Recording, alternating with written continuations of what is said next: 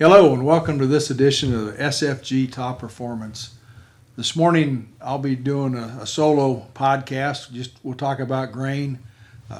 The feed reps were both busy out there trying to sell some more creep and get things underway with the time of year it is.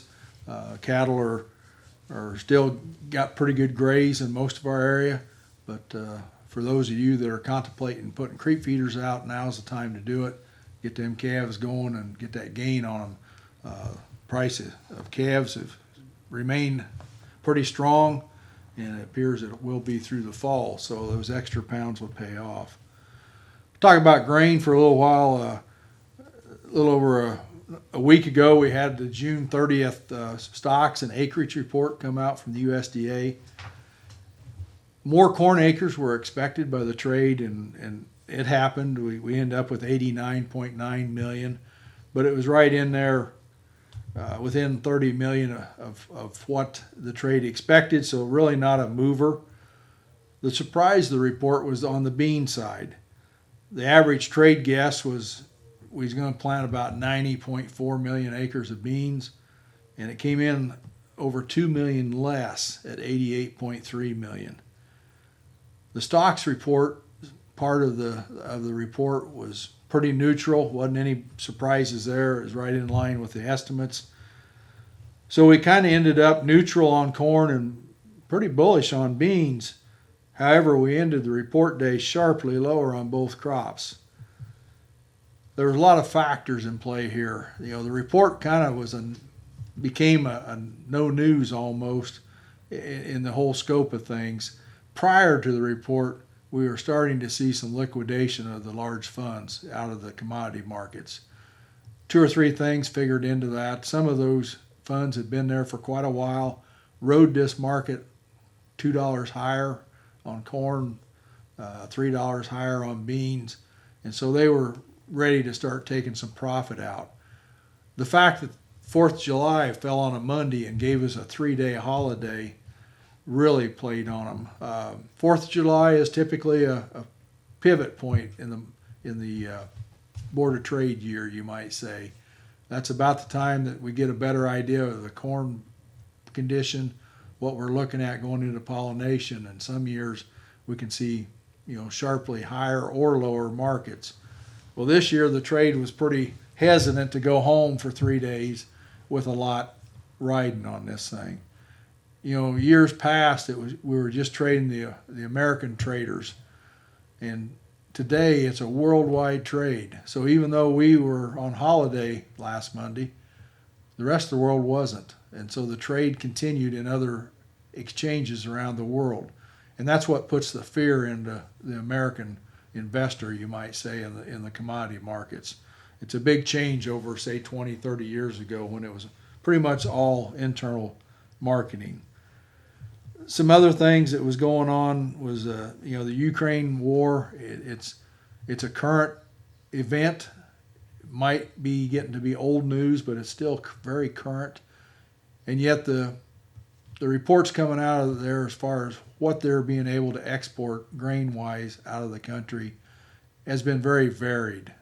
One report will say, they've opened up some areas where they've been able to move crop out into Turkey and some other countries.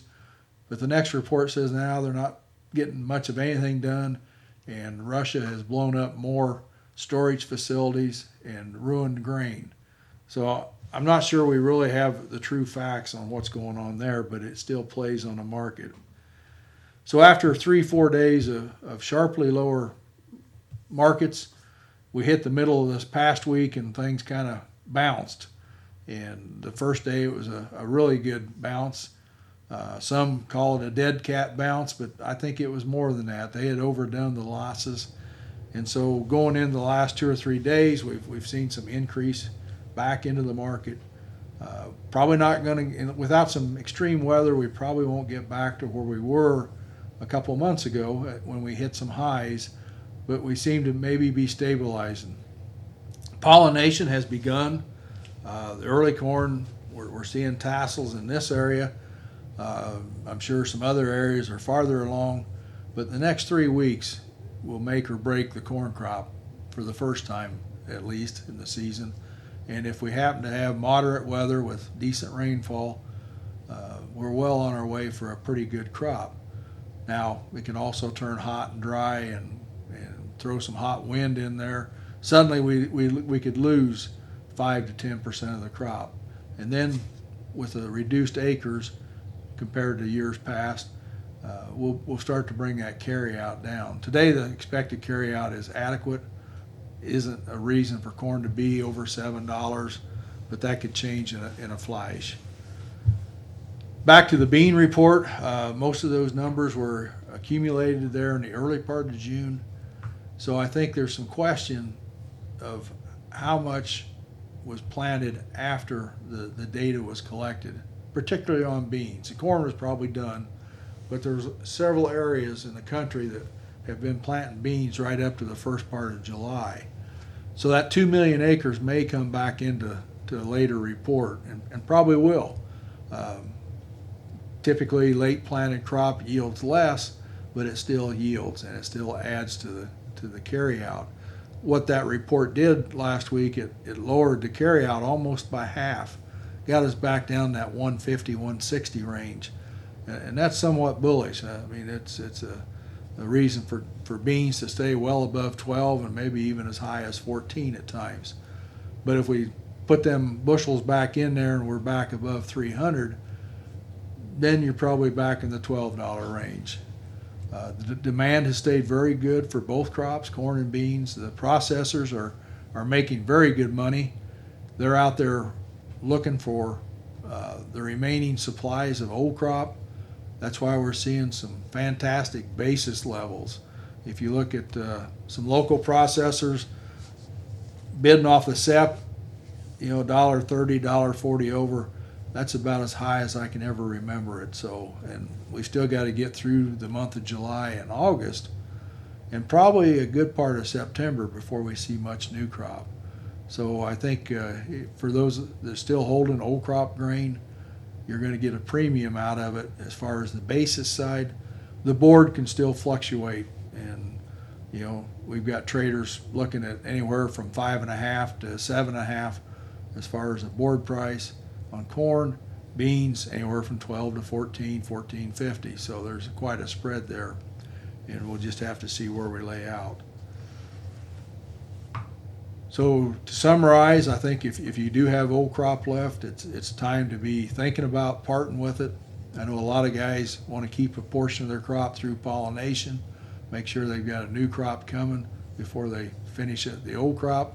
So that'll be the next 3 weeks or so, give you a plan to start on. Beans, always got to be careful. Even though we've got a ways to go to new crop, interior plants have a habit of planting their shutdown late August, early September, and they do that on purpose because they know they're not going to be seeing any new crop beans until probably middle of September. So if they take that shutdown, that keeps them from having to pay high prices for the remaining part of the crop. So that's something to be cautious about, not holding too long. So, well, with that, I'll wrap this up, and thank you for joining in. We'll see you in a couple weeks.